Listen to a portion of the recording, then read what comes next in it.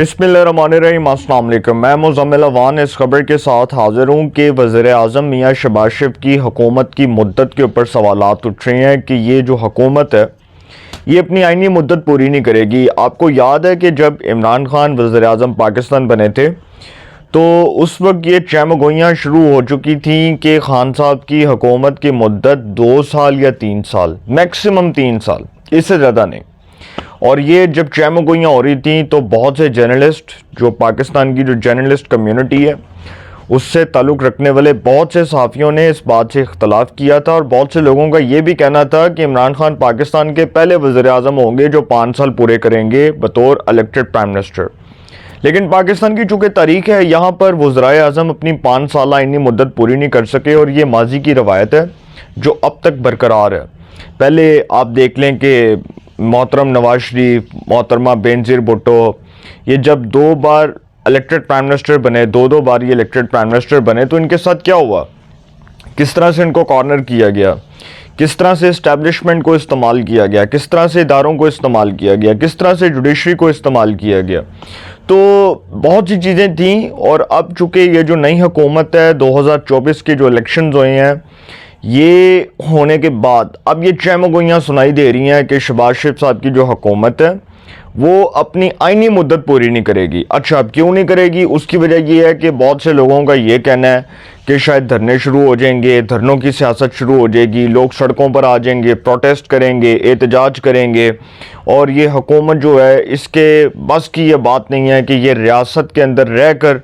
ये रियासती अमूर को कंट्रोल कर सके और ये हुकूमत जो है इसके हाथ से ये गेम निकलती नज़र आएगी। और चूँकि हालात इतने मुश्किल हो जाएंगे, इतने कठिन हो जाएंगे कि जब लोग सड़कों पर आएंगे तो ये हुकूमत बेबस दिखाई देगी। अब इस किस्म की बातें हो रही हैं।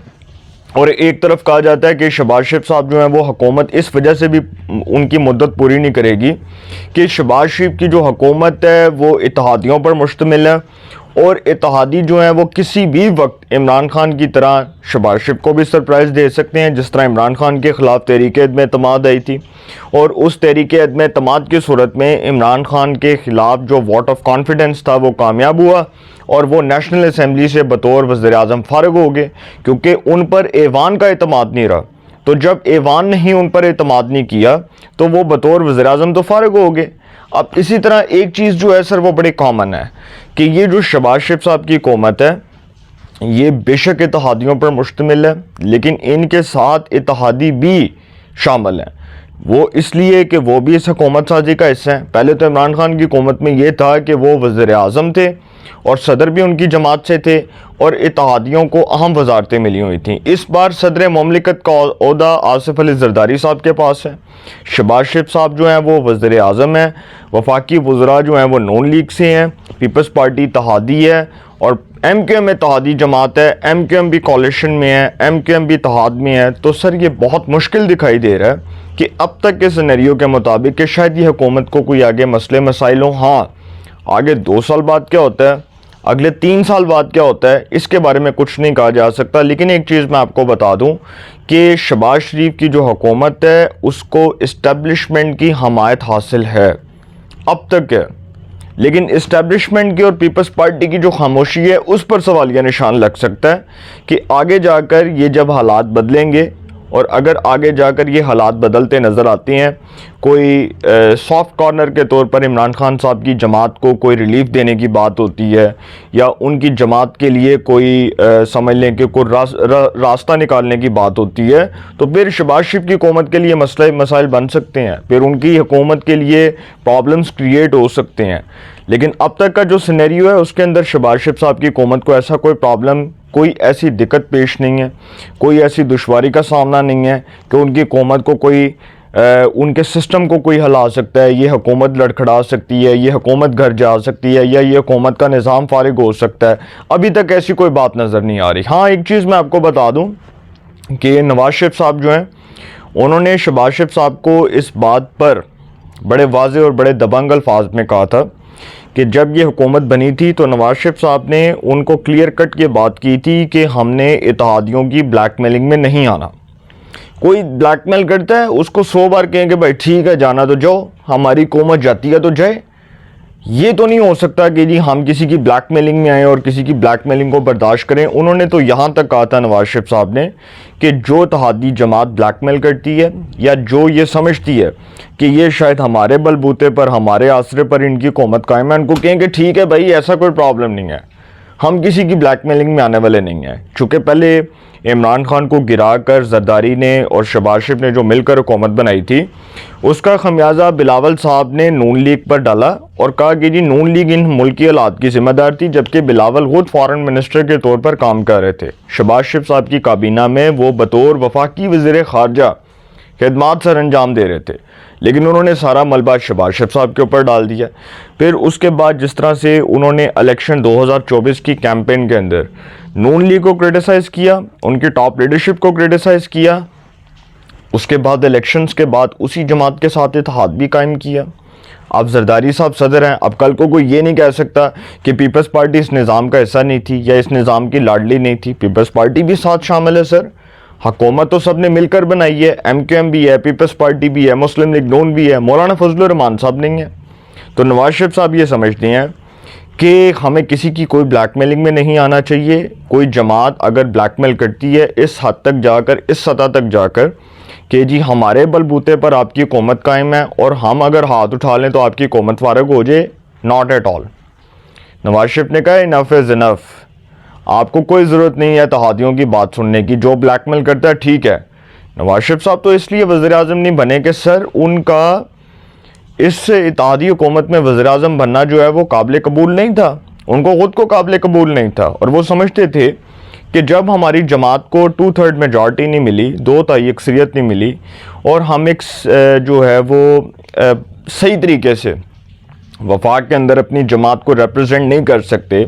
जब इत्तेहादी हुकूमत है तो ठीक है, फिर शहबाज शरीफ साहब के पास इस हवाले से एक बहुत अच्छा इख्तियार भी होगा, उनके पास एक आइडिया भी है, एक प्लान भी है, उन्होंने पहले भी इत्तेहादी हुकूमत चलाई है,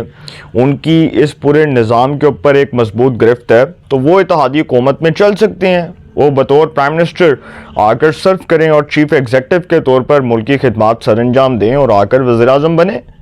नवाज शरीफ साहब ने तो शहबाज शरीफ साहब को कहा, लेकिन साथ ये भी कहा कि अगर इत्तेहादी ब्लैकमेल करते हैं और अगर इत्तेहादी ये कहते हैं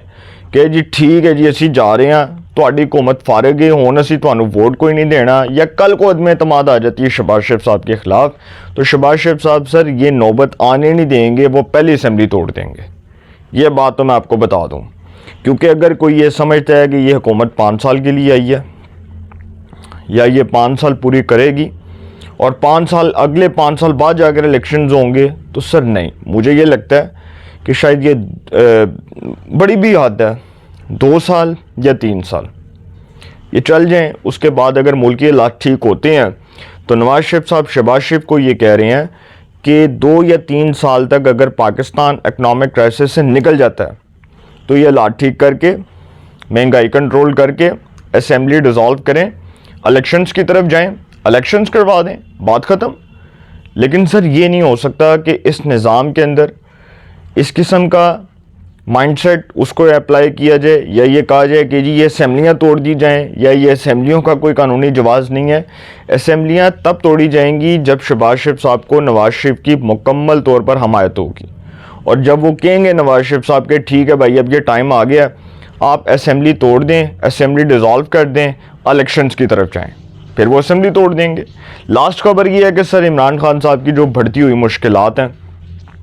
उनमें इजाफा हो रहा है, और ख़ान साहब जो हैं उन्होंने हर तरह से कोशिश की, गौहर ख़ान के ज़रिए, अपनी हमशीरा लीमा ख़ान के ज़रिए, अपने पार्टी रहनुमाओं के ज़रिए कि इस्टेब्लिशमेंट के साथ बैठें और बैठकर कोई मुज़ाकरात हो जाएं, कोई डायलॉग्स हो जाएं। सर इमरान ख़ान साहब जो हैं उनकी माफ़ी कोई नहीं है, अगले 2 से 3 साल तक उनको जेल से रिहा नहीं किया जाएगा। ये पाकिस्तान की सिक्योरिटी इस्टेब्लिशमेंट जो है उसने ये फ़ैसला नहीं किया, ये रियासत को जिस तरह से उन्होंने ट्रीट किया था, जो उन्होंने रियासत के ख़िलाफ़ किया था, जो उन्होंने रियासत के ख़िलाफ़ जहर उगला और जो रियासत के ख़िलाफ़ बयानिया बनाया, उस बयानिए का तसलसल ये है कि ख़ान साहब आज ये भुगतेंगे और ता क़यामत भुगतेंगे। और जब तक इस्टेब्लिशमेंट ये समझती है कि इमरान खान अपने गुनाहों का कुफारा अदा नहीं कर लेते, तब तक उनको माफ़ी नहीं मिलने वाली। इस सिस्टम के अंदर भी इस डेमोक्रेटिक सिस्टम के अंदर, इस पार्लियामेंट्री सिस्टम के अंदर, और ख़ास करके जो अदालतों से उनके केसेस के फ़ैसले होने हैं वो तो अदालतों ने करनी है, उस पर इस्टेब्लिशमेंट का तो कोई दबाव नहीं है, इस्टेब्लिशमेंट ने तो उसमें कुछ भी नहीं करना। लेकिन सर खान साहब की जो माफ़ी है ना, वो अब तक पाकिस्तान के सिस्टम को नाकाबिले कबूल है। अगर वो माफ़ी मांग भी लेते हैं तो इतनी जल्दी तो सिस्टम उनको कबूल करने को तैयार नहीं है। हाँ, आगे क्या होता है, इमरान माइनस फार्मूला चलता है या इमरान माइनस फार्मूले के तहत काम होता है, या इमरान खान को माइनस करके पीटीआई की जो नई क़यादत है उसको आगे लाया जाता है, इस बारे में कुछ भी कहना कबल अज़ वक्त है। अपनी राय का कमेंट्स में ज़रूर इज़हार कीजिएगा। इंशाल्लाह एक नए सेगमेंट के साथ फिर मुलाकात होगी। अपना बहुत ख्याल रखिएगा। अल्लाह निगहबान।